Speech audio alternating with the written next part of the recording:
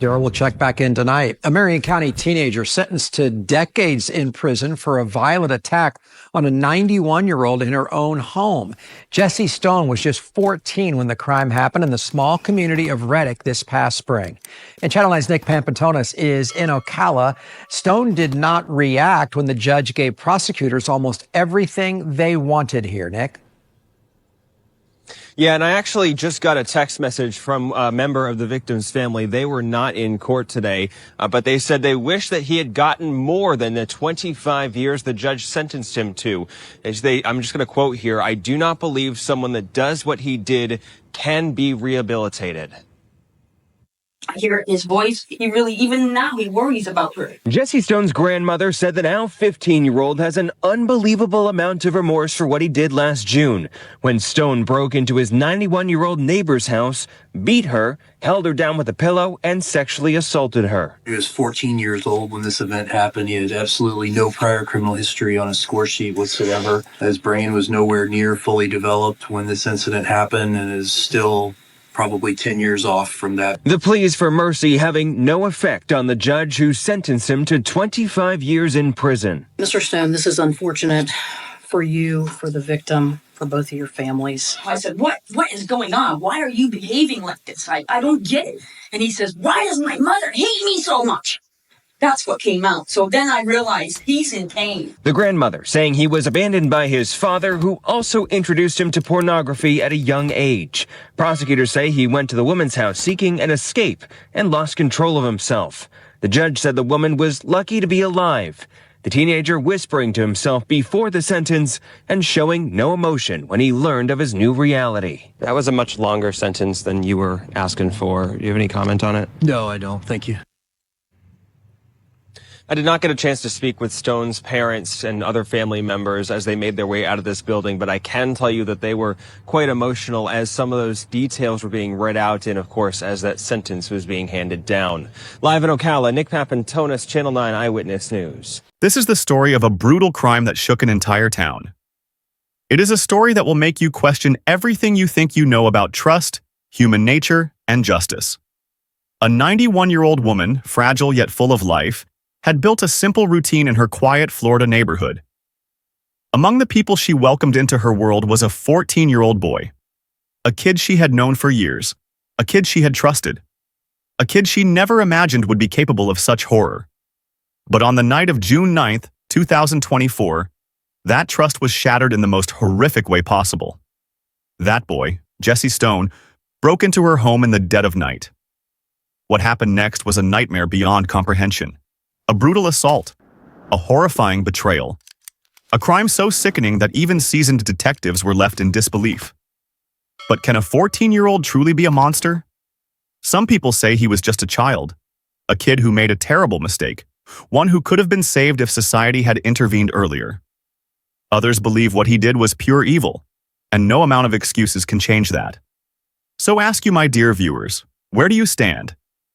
But hold that thought for now, because by the time you hear the full story, you may start questioning everything you believe. Before we continue, I want to say a big thank you to every single one of you watching. Your engagement, your likes, shares, and comments not only help this channel grow, but they also keep these stories alive. They bring awareness to issues that need to be discussed. So if you're new here, hit that subscribe button and join this community of truth seekers. Your support is everything, and I appreciate every one of you. Now, let's get into it. It was just after midnight in a quiet Florida neighborhood in Marion County. The streets were empty, the world was silent, and inside her home, a 91-year-old woman lay asleep in her bed. Then suddenly, she noticed a shadow moved in the darkness. Someone was inside her house, and it wasn't a stranger. It was Jessie Stone. This grandma had known Jessie for years. She had welcomed him into her life and even considered him a friend, a neighbor's son who helped around with small chores.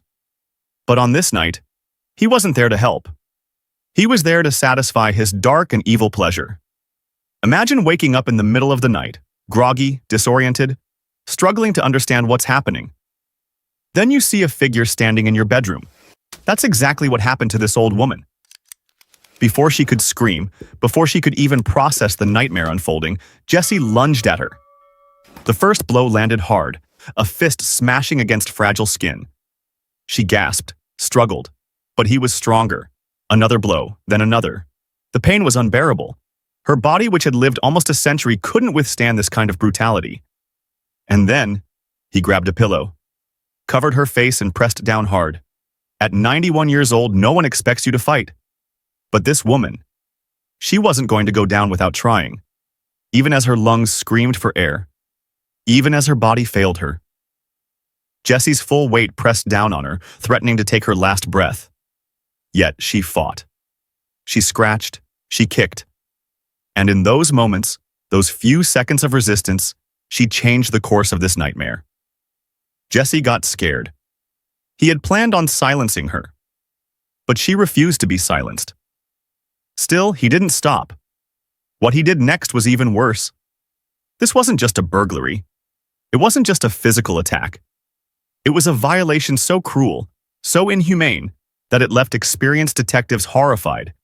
Jesse sexually assaulted her, a 14-year-old boy, against a 91-year-old woman, a crime that defied logic, reason, and human decency. After satisfying his evil pleasure, he fled the scene and left this woman broken and battered. Thank goodness she wasn't dead, despite the assault and attempt to choke her. Somehow, against all odds, she survived. And the moment Jessie slipped away into the night, she reached for one thing that would change everything: her phone. And with shaking hands, she dialed 911. Her voice was weak, but her words? Powerful enough to set a manhunt in motion.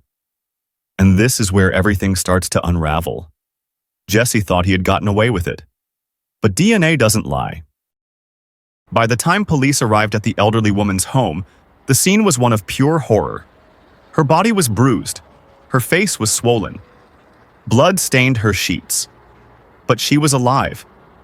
And she had one thing that would set the wheels of justice in motion: her story. Through labored breaths, she told detectives who she believed had attacked her. A boy she had trusted. A boy she had welcomed into her life. But the police needed proof. So they began piecing together the evidence. At first, Jesse thought he was in the clear. But he underestimated one thing: DNA. Forensic teams collected crucial evidence from the scene. The skin under her fingernails, fibers, and most damning of all, DNA linked directly to Jesse Stone. And then came the video footage. A neighbor's security camera had captured a figure jogging near the woman's house that night. When detectives confronted Jesse, he denied it was him. But there was one problem: the clothes the person in the video was wearing? The exact same clothes Jesse had on when he was questioned. The noose was tightening, and then, the breaking point: the confession. Jesse sat across from detectives, his face emotionless. At first, he denied everything, said he had nothing to do with it. But detectives weren't backing down. They laid out the evidence, piece by piece: the DNA, the footage, the woman's account. Then Jesse crumbled. Bit by bit, his story changed. At first, he said he had just gone into the house but never hurt her. Then, he admitted to the attack. But his explanation was not straightforward. He claimed he didn't know why he did it. That he was just watching pornography and lost control. That he panicked. But detectives saw through it. Everything Jesse did that night? It was calculated. He didn't just stumble into her house. He broke in. He didn't just react in fear. He covered her face with a pillow, pinned her down, and attacked her. It wasn't a mistake. It was a choice. And choices have consequences. Jesse Stone was charged as an adult. Prosecutors painted him as a predator in the making. The defense tried to argue that he was just a kid, that his young brain wasn't developed enough to understand the full weight of his actions, that he had no father figure, struggled with depression, and was addicted to pornography. However, the judge wasn't moved by all the excuses stated by the defense. In the courtroom, she looked Jesse in the eye and said, "His actions are egregious. The victim in this case is lucky to be alive." After the statement, she gave the sentence: 25 years in prison, 30 years of sex offender probation. Jesse's fate was sealed. By the time he's out, he will be an old man himself, the same age his victim was when he shattered her life. But here's the question. Was this enough? Some say he deserved more. Others argue he was too young to be punished this severely. To you, my viewers, where do you stand? And what about the victim? A woman who had lived through wars, recessions, and decades of history. A woman who had only shown Jesse kindness. She survived. But survival isn't the same as living. Her health? Never the same. Her sense of security? Gone forever. This wasn't just an attack on her body. It was an attack on her spirit. And for what? Because a teenager lost control? Or because somewhere along the way, society failed him before he ever had the chance to become this monster? Jesse Stone wasn't born a criminal. He was shaped into one: neglect, exposure to violence, a childhood without guidance. But does that excuse what he did? Absolutely not. At some point, we all have choices. Jesse had a choice that night, and he made the worst one possible, and now he'll pay for it for the rest of his life. But the bigger question is, how many more Jesses are out there? How many other kids are being shaped by trauma, left unsupervised and exposed to things their minds can't yet comprehend? And how many more innocent lives will be destroyed because of it? It's a conversation we need to have. So now, I ask you again, dear viewers, what do you think? Do you believe Jesse deserved a second chance? Or was justice served? Let me know in the comments below. I want to hear your thoughts. If you found this story important, hit that like button, share it, and make sure you're subscribed so you never miss another case like this. Thank you for watching, and I'll see you in the next video. This has been True Crime Stories 24/7. Bye for now.